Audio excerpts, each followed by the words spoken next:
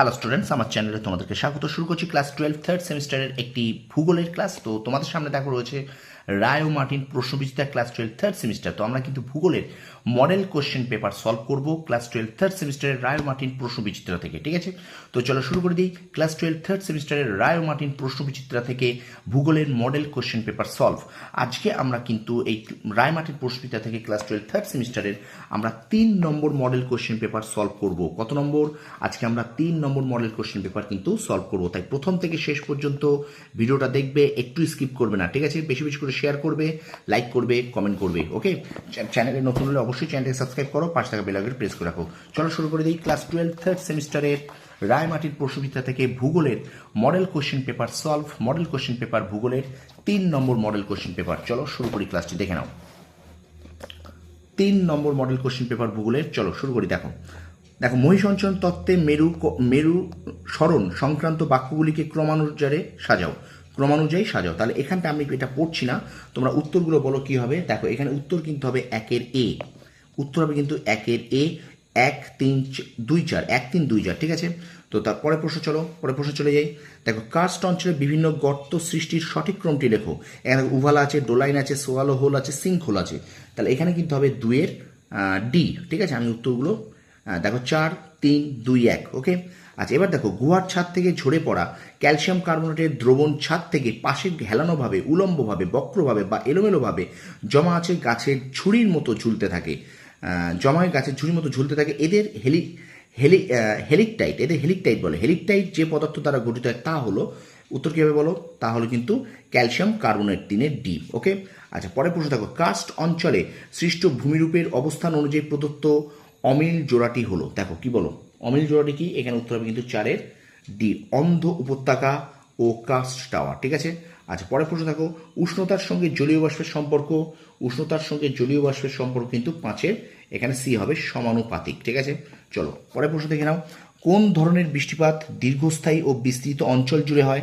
বলো দেখি 6 থেকে কী হবে। কোন ধরনের বৃষ্টিপাত দীর্ঘস্থায়ী ও বিস্তৃত অঞ্চল জুড়ে হয়? উত্তর হবে কিন্তু 6-এর ডি, সীমান্ত বৃষ্টিপাত। 6-এর ডি, সীমান্ত বৃষ্টিপাত। পরের প্রশ্ন, সমুদ্র জলে যে স্তরে লবণতা দ্রুত পরিবর্তিত হয় তা হলো, উত্তর হবে কিন্তু 7-এর বি, হ্যালোক্লাইন।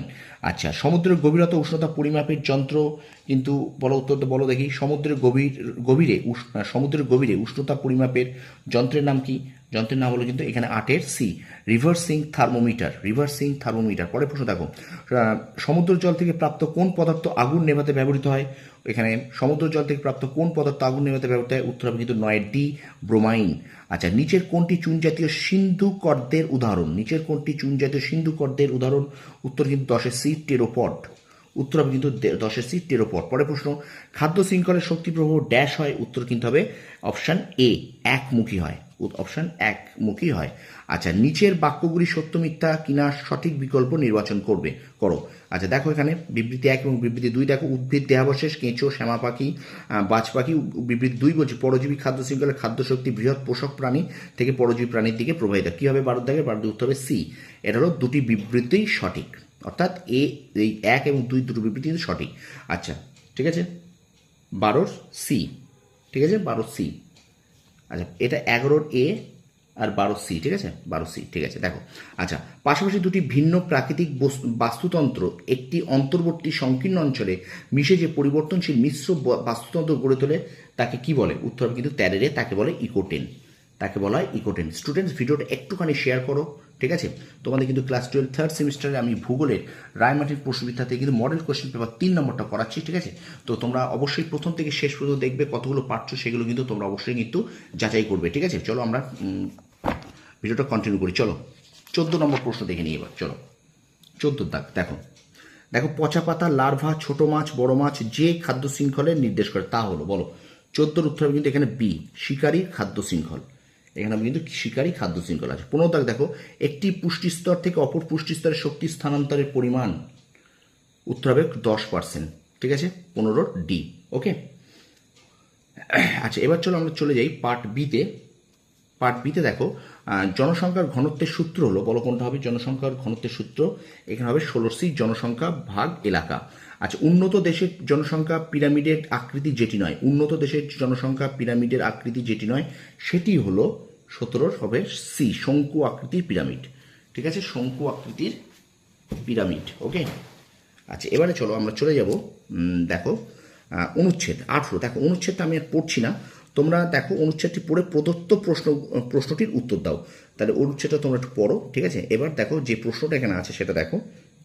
বলছে বিশ্বের বৃহত্তম পরিব্রাজন বর্তমান কোন 3টি দেশের মধ্যে ঘটে? ঠিক আছে, আমি কিন্তু প্রশ্নটা পড়লাম না, মানে প্যাসেজটা পড়লাম না, তোমরা প্রশ্নটা থেকে উত্তর দাও। 18 দাগের এখানে উত্তর হবে কিন্তু ডি, ভারত, পাকিস্তান, বাংলাদেশ। ওকে, আচ্ছা এবার চলো পরের প্রশ্ন দেখো। 2011 সালের আদমশুমারি অনুযায়ী ভারতের নারী ও পুরুষের অনুপাত হলো 19 ডি, 940:1000। ঠিক আছে, আচ্ছা পরের প্রশ্ন। জনসংখ্যা পরিবর্তনের সঙ্গে যুক্ত নয় এমন কারণটি হলো, জনসংখ্যা পরিবর্তনের সঙ্গে যুক্ত নয় এমন কারণটি হলো এখানে বয়ঃলিঙ্গ পিরামিড, বয়ঃলিঙ্গ পিরামিড, বয়ঃলিঙ্গ পিরামিড। তারপর দেখো একটি পুষ্করিণীকে কেন্দ্র করে যে বসতি গড়ে ওঠে তা হলো, বলো দেখি, 21 বি, আর্দ্র বিন্দু বসতি। আচ্ছা এবার দেখো এখানে বিবৃতি এবং কারণ আছে, বিবৃতি কারণটা কী হবে তোমরা বলো দেখি। বিবৃতি কারণ উত্তরটা কী হবে তোমরা বলবে, দেখ বলো বিবৃতি কারণ উত্তরটা কী হবে। বিবৃতি কারণ উত্তরটা কিন্তু হবে সি হবে, এ ও বি দুটোই সঠিক, আর এর সঠিক ব্যাখ্যা। আচ্ছা 23 গ্রামীণ বসতি একটি গুরুত্বপূর্ণ সমস্যা হলো, বলো গ্রামীণ বসতির একটি গুরুত্বপূর্ণ সমস্যা কিন্তু 23 ডি, অশিক্ষা। আচ্ছা ভারতের জনগণনা দপ্তরের সংজ্ঞা অনুযায়ী কোনো শহরের ন্যূনতম জনসংখ্যা হলো, বলবে উত্তরটা বলো। ভারতের জনগণনা দপ্তরের সংজ্ঞা অনুযায়ী কোনো শহরের ন্যূনতম জনসংখ্যা হলো, উত্তর কিন্তু হবে 24 বি, 5000, 24 বি, 23 ডি উত্তর এখানে। হ্যাঁ 22, সরি একটুখানি ভুল হয়েছে আমার এখানে, না ঠিক আছে 22 সি, হ্যাঁ 22 সি, 23 ডি, হ্যাঁ 24 বি। ওকে ঠিক আছে কোনো প্রশ্নের উত্তরে কিন্তু ভুল নেই। ঠিক আছে কোনো অসুবিধা নেই। আচ্ছা ওকে, শেয়ার করো, একটু শেয়ার করো। চলো আমরা চলে যাই 25 থাকে। আর এখানে একটা স্তম্ভ মেলা আছে, স্তম্ভ মেলাটাও দেখে নাও কী হবে।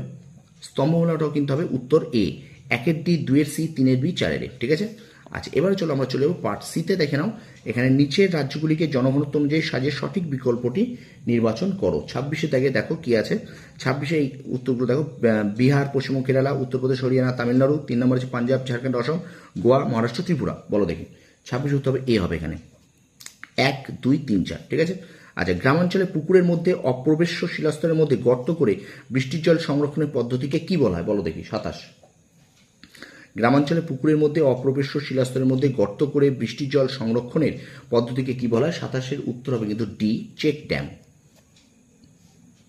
ঠিক আছে, আচ্ছা সঠিক বিকল্পটি নির্বাচন করো। এখানে সঠিক বিকল্প 4টা আছে, বলো দেখি কী হবে। সঠিক বিকল্পটি নির্বাচন করো, বলো কী হবে সঠিক বিকল্পটি কী হবে বলো। এখানে উত্তর হবে কিন্তু 28 বি, অর্থাৎ 1 2 ও 3 সত্য। 1 2 ও 3 সত্য, 3টে সত্য। ঠিক আছে, আচ্ছা পরের প্রশ্ন দেখো। এখানে দেখো বলছে প্রশ্নসূচক স্থানে সঠিক বিকল্পটি বসাও। এখানটায় কী হবে? গন্ধক, মার্বেল, অভ্র। কী হবে বলো? 29 ডি হবে, অধাতব খনিজ। ঠিক আছে, আচ্ছা এবার দেখো 30 দাগে দেখো খনিজগুলি দেখে বিকল্পগুলির মধ্যে এ হিসেবে চিহ্নিত কোন রাজ্যটি নির্দিষ্ট খনিজ উৎপাদনে অগ্রণী। আচ্ছা এটা কোন খনিজের অগ্রণী ভূমিকা পালন করছে তোমাকে বলতে হবে। দেখো বলো দেখি 30-এর কী হবে? কত দাগ? 30-এর সি হবে, ম্যাঙ্গানিজ ও লোহা আকর। ঠিক আছে, ম্যাঙ্গানিজ ও লোহা আকর। আচ্ছা 31 দাগ দেখো, ভারতের শ্বেত বিপ্লবের জনক হলেন, ভারতের শ্বেত বিপ্লব জনক ভার্গিস কুরিয়েন। আচ্ছা যিনি প্রথম শস্য সমন্বয়ের ধারণাটি অবতারণা করেন তার নাম হলো, এর তবে 32 বি, উইভার। ঠিক আছে, যিনি প্রথম শস্য সমন্বয়ের ধারণাটি অবতারণা করেন তার নাম উইভার। ঠিক আছে, 31-এর ডি আর 32-এর বি। ওকে, আচ্ছা এবার চলো আমরা চলে যাই 33 দাগে। চলো, সোনালী চতুর্ভুজ এই শহরগুলির মধ্যে কোনগুলিকে যুক্ত করেছে বলবে। আচ্ছা এখানে কিন্তু 33-এর বি হবে, 33-এর বি হবে, দিল্লি, মুম্বাই, চেন্নাই, কলকাতা। আচ্ছা কণ্ঠস্বরের ডাক ব্যবস্থা হলো,